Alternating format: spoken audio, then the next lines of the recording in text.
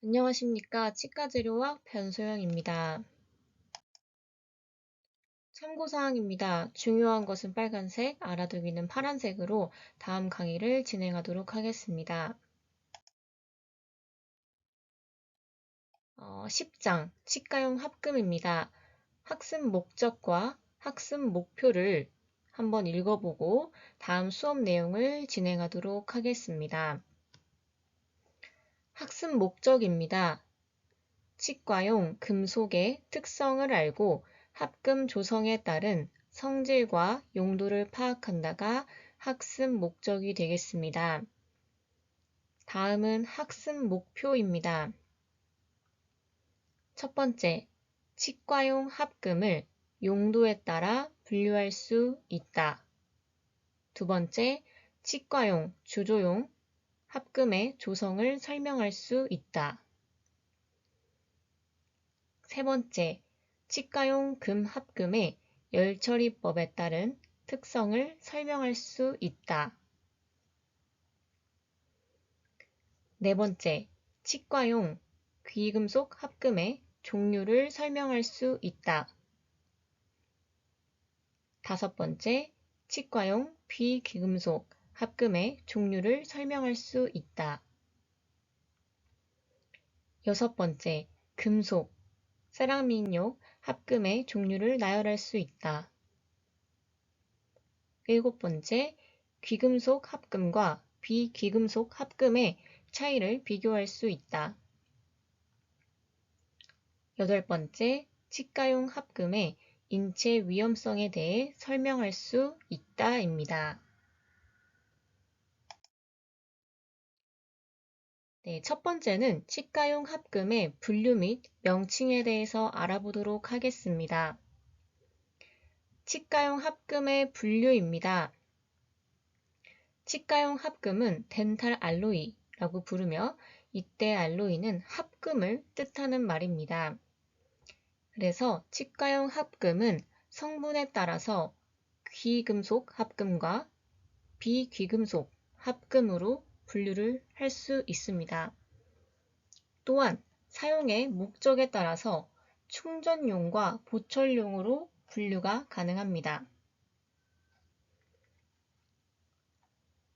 다음으로는 한국산업표준에 따라서 치과 고정성 및 가철성 수복물과 장치물용 금속 재료에서는 표 10-1과 같이 치과용 금속 재료를 성분과 관계없이 기계적 성질에 따라 제0형, 1형, 2형, 3형, 4형, 5형으로 분류하며 치과용 납착 재료, 교정장치용 금속 재료, 예를 들어 선재, 브라켓, 밴드 및 스크류는 제외하고 있습니다. 표 10-1은 참고해 주시고요. 치과용 합금의 분류 및 명칭에서 제0형부터 5형까지 한번 알아보도록 하겠습니다. 제0형, 낮은 응력을 받는 한계 치하의 고정성 수복물에 사용하는 금속 재료, 단면적이 작은 인레이, 금관, 전기용착 또는 소성에 의해 제작되는 금속, 세라믹용 금속 재료가 0형에 해당이 됩니다. 제1형은 낮은 응력을 받는 한계치하의 고정성 수복물에 사용하는 금속 재료, 단면적이 작은 인레이, 금관에 해당이 됩니다. 제2형, 한계치하의 고정성 수복물에 사용하는 금속 재료, 수복 면수에 관계없는 금관 또는 인레이가 이에 해당이 됩니다. 제3형, 멀티플 유닛 고정성 수복물에 사용하는 금속 재료, 개송 강호 의치가 해당이 됩니다. 제4형, 매우 높은 힘을 받는 얇은 장치물에 사용하는 금속 재료, 가철성 국소 위치, 클래스프, 얇은 비니어 금관, 넓은 범위의 가공 의치 또는 작은 횡단면, 버, 임플란트 상부 구조물이 제4형에 해당이 됩니다. 다음으로 이어서 제5형을 말씀드리도록 하겠습니다. 높은 스티프니스와 강도가 요구되는 장치물에 사용하는 금속 재료, 얇은 국소 위치, 클래스프가 제5형에 해당이 됩니다. 다음은 표-10 금속 및 합금의 기계적 성질에 따른 분류표입니다. 유형은 0형부터 5형까지로 분류가 되어 있으며 첫 번째 칸인 0.2% 연구 변형 시험 강도를 보시면 0형부터 5형으로 보셨을 때 점점 수치가 커지는 것을 볼 수 있습니다.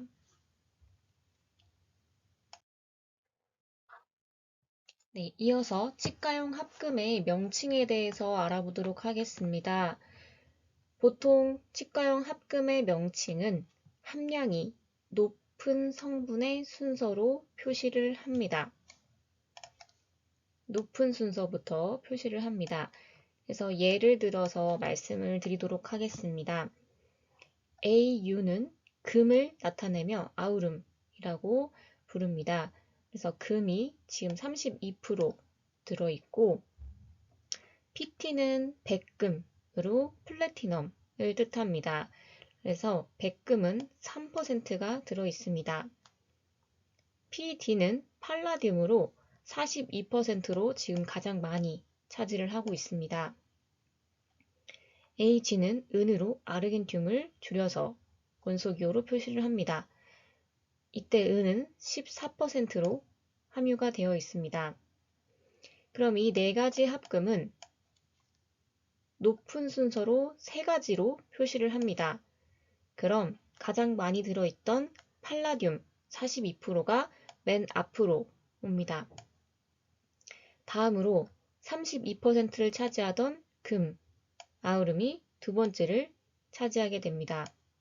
다음으로 은 14%가 마지막으로 들어가게 되어 있으며 이 네 가지는 세 가지의 합금으로 명명해서 부릅니다. 가장 적게 들어있는 PD인 백금, 플래티넘은 빼주고 이 세 가지 합금으로 명명합니다. 두 번째 예시입니다. 금 2%, 그리고 팔라듐 25%, 그리고 은 40% 들어있는 합금입니다. 그러면 지금 세 가지 합금은 두 가지의 합금으로 표기를 합니다. 그 중에서도 함량이 높은 순서로 표시를 해야 하기 때문에 지금 이 세 가지 중에 가장 많은 40%를 차지를 하는 은이 맨 앞으로 오게 되어 있습니다. 그래서 이 금이 먼저 오는 합금이 아니라 아르겐튬인 은이 앞자리로 와주고 그 다음 25%를 차지하는 팔라듐이 두 번째를 차지를 합니다. 그래서 두 가지의 합금으로 명명을 하게 되어 있습니다. 지금까지는 함량이 높은 성분의 순서로 표시를 하는 방법이었고 두 번째는 물리적인 성질이나 생체 적합성과 관련된 원소를 표시할 수 있습니다. 네, 지금 보시는 Ni는 니켈, 그 다음은 크롬, 그리고 코발트, 그 다음에 몰리브덴입니다. 이 합금은 니켈과 크롬, 그리고 몰리브덴 세 가지 합금으로 명명할 수 있습니다. 네, 다음으로는 주조용 합금, 캐스팅 알로이스에 대해서 알아보도록 하겠습니다. 그중 첫 번째, 기금속 합금의 조성입니다. 앞으로는 여러 가지의 기금속 합금을 얘기를 드릴 건데 그에 따른 종류와 용도를 조금 구분해서 수업을 좀 들었으면 좋겠습니다. 그중 첫 번째, 금입니다. 금은 아우름, 줄여 AU로 원소기호로 표시를 하게 되어 있고 황금색을 띱니다. 그리고 금속 중에서 연성과 전성이 가장 풍부하고 주조성이 양호하며 부식이나 변색 저항성이 우수합니다. 그러나 순금은 치과용으로 사용하기에 너무 연하고 약하기 때문에 큰 교합력이 작용하는 부위에 충분히 견딜 수 없기 때문에 강도를 조금이라도 개선시키기 위해 한 가지 또는 그 이상의 금속을 섞어 합금의 형태로 사용합니다. 다음은 은입니다. 은은 아르겐튬을 줄여 AG로 표기합니다. 동에 의해 붉게 변한 합금색을 조절해주며 합금의 경도와 강도를 증가시키거나 할 수 있지만 변색의 저항성은 낮아집니다. 그리고 추가적으로 너무 많은 양을 만약 섞는다면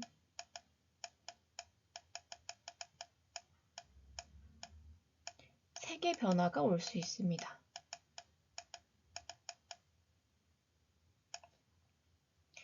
다음은 동입니다. 동은 이전에 아말감에서도 배웠겠지만 경도와 강도를 증가시키고 합금의 붉은색을 띠게 합니다. 용융점과 변색 저항성이 낮아집니다. 네, 다음은 백금입니다. 백금은 플래티넘을 줄여서 PT로 표기를 하고 합금의 강도를 증가시키고 용융점을 높입니다. 네, 다음은 팔라디움입니다. PD로 표기를 하고 있고 백금보다 가격이 싸지만 백금과 같은 역할을 하며 합금을 희게 하는 성질이 있습니다. 팔라듐이 8% 이상 첨가된 합금은 흰색입니다. 하지만 너무 많이 섞으면 흰색이 커지기 때문에 금색이 나타나지 않을 수 있습니다. 주조용 합금 이어서 설명하도록 하겠습니다. 비귀금속 합금의 조성, 앞쪽에 이어서 아연 설명드리도록 하겠습니다. 아연은 보통 소량을 사용합니다. 약 0.5%를 사용을 하며 합금을 용융할 때 탈산제 역할을 합니다. 그래서 금이 산소 배출 시에 금속 산화 변화를 금지시키는 역할을 합니다. 다음은 철, 주석, 인듐 세 가지 보도록 하겠습니다. 세라믹 소정 고온 과정에서 고온에 저항할 수 있는 높은 용융점을 가지고 있어 경화제 및 결합제 역할을 하므로 금속 세라믹용 합금의 소량을 사용합니다. 네, 다음은 페이지 154쪽으로 넘어가서 비귀금속 합금의 조성에 대해서 살펴보도록 하겠습니다. 여기서는 크롬과 니켈 정도로 구분을 해서 보시면 좋을 것 같습니다. 첫 번째 크롬입니다. 공기가 공기나 물에 노출될 경우 재빨리 강하고 안정된 산화막을 형성하는 부동태화 반응이 일어나 부식을 방지합니다. 대부분의 비귀금속 합금들은 부동태화를 위해 적절한 양의 크롬을 사용합니다. 다음은 철입니다. 치과 주조용으로는 사용하지 않고 철 합금, 스테인리스 강을 선재, 와이어로 가공하여 교정용으로 사용합니다. 다음은 니켈입니다. 니켈은 강도를 증가시키며 다른 비귀금속 원소에 비하여 연성이 좋기 때문에 금관이나 공용으로 사용을 하게 되어 있습니다. 네, 이어서 알루미늄에 대해서 말씀드리도록 하겠습니다. 알루미늄은 쉽게 부동태화하는 금속입니다. 이때 부동태화 뜻은 금속 표면에 산화 피막을 입혀 내식성을 높이는 일입니다. 그래서 금속이 본래의 반응성을 잃고 화학적으로 안정한 상태로 됩니다. 그래서 알루미늄, 크롬, 도금 따위가 공기 속에서 녹슬지 않는 현상이 이에 속합니다. 그래서 부동태화는 대략 이런 뜻이기 때문에 알고 계시는 게 좋을 것 같아서 한번 설명을 드렸습니다. 그리고 알루미늄 이어서 말씀드리겠습니다. 때때로 총이치에 의치상을 제작하는데 알루미늄 합금이 사용되기도 합니다. 다음은 베릴리움입니다. 합금의 용융 온도를 낮추고 세라믹과 결합력을 높여주는 역할을 하지만 발암 유발 원소로 분류되어 사용이 금지되고 있습니다. 네, 세 번째 주조용 합금의 종류입니다. 주조용 합금 종류 중에서도 고귀금속에 속하는 합금부터 알아보도록 하겠습니다. 금과 백금 합금은 전부 금관이나 금속 세라믹용으로 사용하며 경화제로 아연을 첨가합니다. 그리고 금과 팔라듐 합금의 경우에는 전부 금관이나 금속 세라믹용으로 사용을 하며 은을 첨가하기도 합니다. 금과 팔라듐 합금이 현재 가장 많이 사용하는 합금의 형태입니다. 금과 동, 은의 합금 경우에는 전부 금관용이며 금속 세라믹용으로는 사용하지 않습니다. 용융 온도가 낮습니다. 주조용 합금의 종류 중에서 고귀금속 합금에 이어 귀금속 합금에 대해서 살펴보도록 하겠습니다. 첫 번째로는 금과 은, 동 합금입니다. 전부 금관용이며 금속 세라믹용으로 사용하지는 않습니다. 이때 그 금, 은, 동 합금의 경우에는 금의 함량을 낮춘 합금입니다. 다음으로 팔라듐과 동의 합금입니다. 전부 금관이나 금속 세라믹용으로 사용하며 탄성 계수, 부식 저항성, 강도가 높습니다. 주조하기가 어렵습니다. 은과 팔라듐 합금입니다. 전부 금관용이며 세라믹용으로는 사용 시 변색 가능성이 있습니다. 그래서 지금 합금의 이름을 쭉 살펴보았을 때 앞쪽에 나와 있는 게 함량이 가장 큰 합금이겠죠. 그래서 이렇게 보면서 수업을 들으면 조금 더 이해가 될 것 같습니다. 다음으로는 비귀금속 합금입니다. 첫 번째로 나오는 게 코발트 크롬 합금부터 한번 살펴보도록 하겠습니다.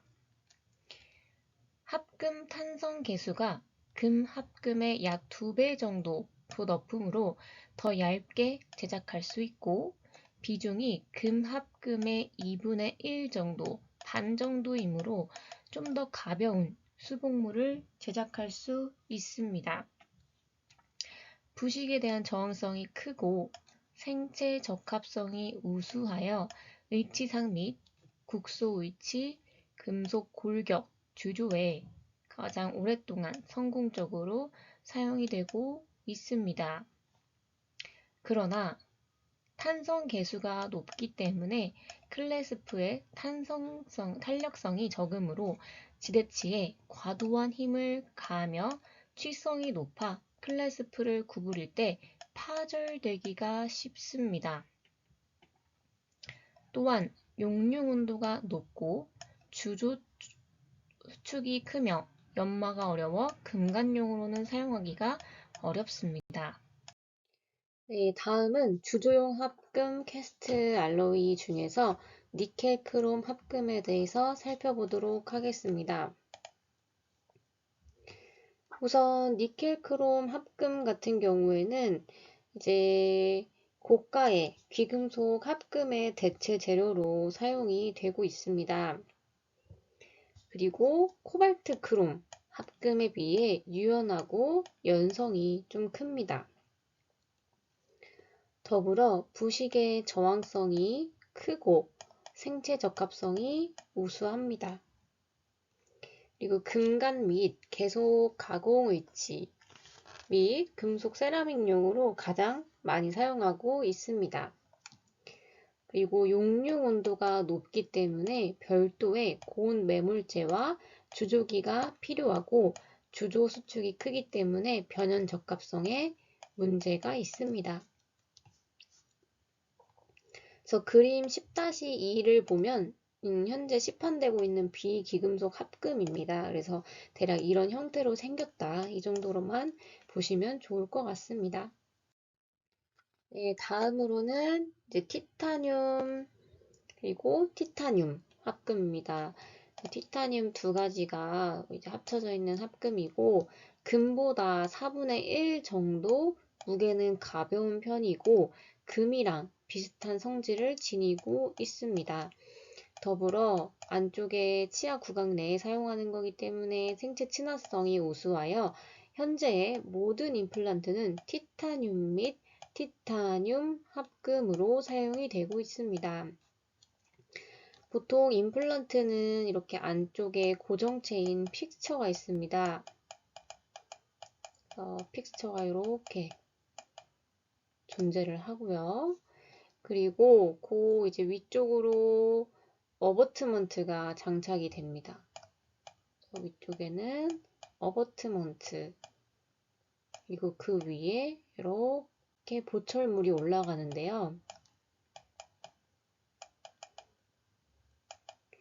보통 우리가 기공 의뢰서를 작성을 할 때 스캔 파일을 보내게 되면 어버트는 어떤 종류로 해야 되는지 체크하는 란이 있습니다.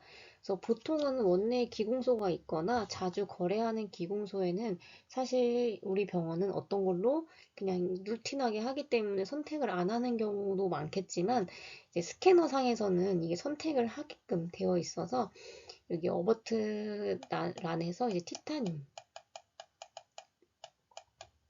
티타늄을 선택하는 란을 보셨을 거예요. 그래서 이제 티타늄을 임플란트에 가장 많이 사용을 하고 있다. 네, 이렇게 보시면 될 것 같습니다. 이해를 이렇게 좀 해주시면 좋을 것 같고요.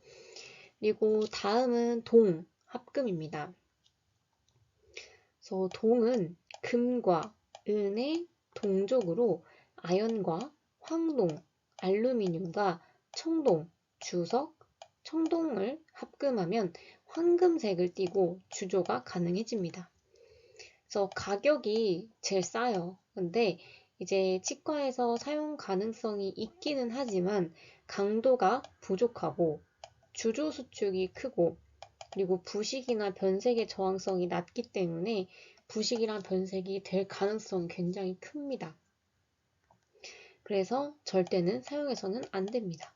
그래서 옆쪽에 사진을 보면 얼핏 보면 되게 금리 같지만 구강 내에서 변색이 돼서 제거한 동합금 보철물입니다. 그래서 이런 식으로 그 구강 내에서 변색이나 부식이 좀 크기 때문에 저항성이 낮아요. 그래서 보통 동합금은 많이 사용하진 않고 있습니다.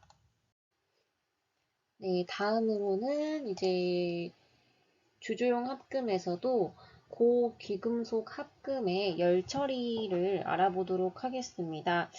요거는 빨간색으로 표시는 안 돼 있지만 제가 좀 별표를 좀 해 놓을게요. 주조나 연마가 끝난 고귀금속 합금은 사용 목적에 따라 연화 또는 경화 열 처리를 합니다. 그래서 첫 번째 연화 열 처리부터 살펴보면 700도의 온도에서 10분간 가열을 한 다음에 물에서 급냉을 시키는 과정이 필요합니다. 그러면 금합금의 강도와 경도는 감소하고 연성이 증가가 됩니다. 다음 경화열 처리를 알아보겠습니다. 비귀금속과는 다르게 주조나 연마가 끝난 보철물을 200에서 450도 온도에서 15분 또는 30분 정도 가열을 한 후에 실온의 물에서 냉각을 시키거나 혹은 700도의 온도에서 서서히 냉각을 시킵니다. 선행. 그래서 서서히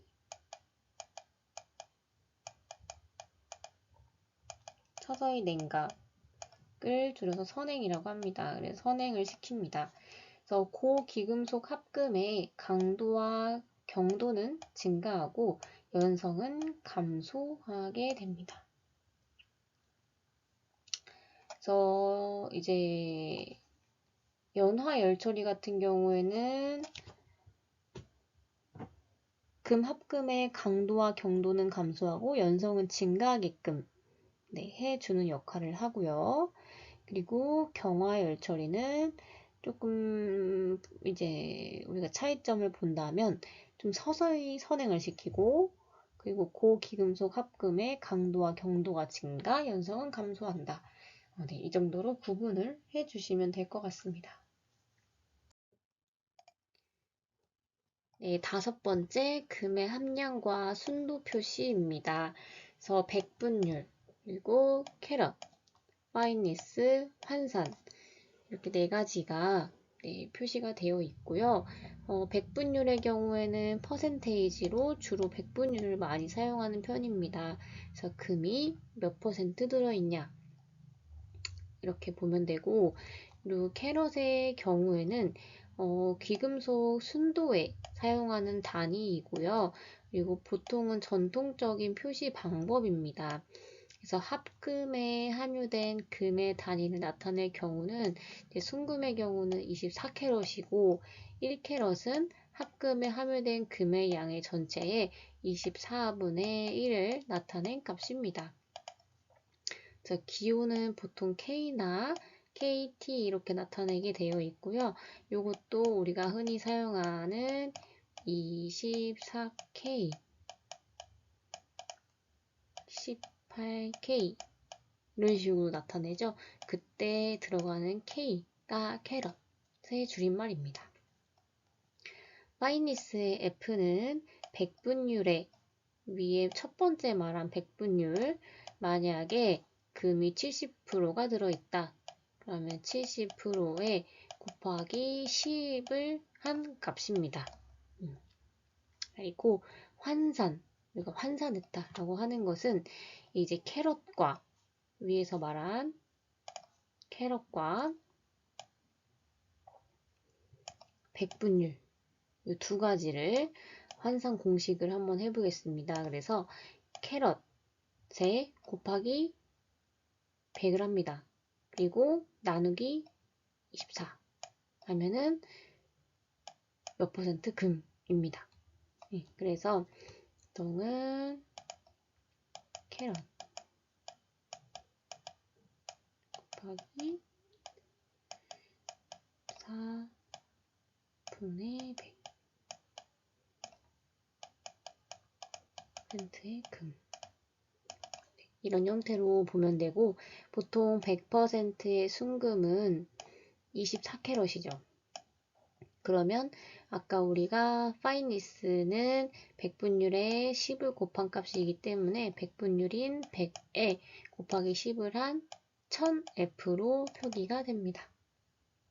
그래서 이거는 어떻게 환산 공식, 캐럿, 백분율, 파이니스 이런 거 따지는 거 절대 시험에 나오진 않으니까 금의 함량은 그냥 백분율과 우리가 흔히 사용하는 그 K가 캐럿이었구나. 그리고 파이니스는 백분율에 10을 곱한 값이니 그냥 이런 정도로만 알고 계시면 그래도 괜찮을 것 같습니다. 이 정도는. 6번째 주조용 합금 사용 시 주의사항입니다. 보철물을 제작한 후에는 대부분 잔여 합금이 남게 됩니다. 그래서 우선 여러 종류의 합금을 사용하는 경우 남은 합금의 유형에 따라 분류하여 보관을 해야 하는 게 원칙입니다. 다른 유형의 합금과 다른 상표의 잔여 합금을 서로 섞어서 사용해서는 절대로 안 됩니다. 그래서 항상 남은 합금은 그 종류대로 분류를 하거나 섞어서 사용하는 건 금지입니다. 다음으로는 이제 고기금속 합금은 구성 성분들이 비교적 안정이 되어 있기 때문에 잔여 합금과 같은 양의 새로운 합금이 첨가되면은 재사용할 수도 있습니다. 그리고 동일 회사의 동일 제품이어야 합니다. 이때 만약에 동일 회사의 다른 제품이면 절대 안 되고 같은 회사의 동일한 제품이어야만 가능합니다. 그리고 고기금속 합금은 밀봉하여 별도의 장소에 보관을 하고 특히 수은과 접촉되지 않도록 보관을 하셔야 합니다. 네, 다음 네 번째입니다. 재사용할 수 없는 금 합금의 찌꺼기 금으로 이제 보관을 하였다가 금 합금 정제업자에게 보냅니다. 그리고 비기금속 합금은 잔량을 재사용할 때는 제조사의 지시에 따라 진행을 하셔야 됩니다. 그래서 일반적으로 이러한 합금은 재사용을 금지하고 있다. 네. 그래서 합금 시 주의사항을 좀 요약을 하면 만약에 보철물 제작하고 남은 잔여 합금의 경우에는 합금의 유형에 따라 분류 보관을 해야 되고 다른 유형과 다른 상표의 잔여 합금은 절대 섞으면 안 됩니다. 그리고 고기금속 합금은 보통은 성분들이 비교적 안정이 되어 있기 때문에 잔여 합금과 같은 양의 새로운 합금이 첨가된다면 재사용할 수는 있는데 동일 회사의 동일 제품이어야만 가능하고 수은과 접촉이 안 되도록 해라. 그리고 재사용할 수 없는 금합금 찌꺼기는 금으로 보관을 했다가 정제업자에게 보내게 되어 있고 비기금속 합금의 잔량을 재사용할 때는 제조사의 지시에 따르거나 보통은 재사용을 하지 않도록 금지하고 있다. 네, 이 정도로 보시면 될 것 같습니다.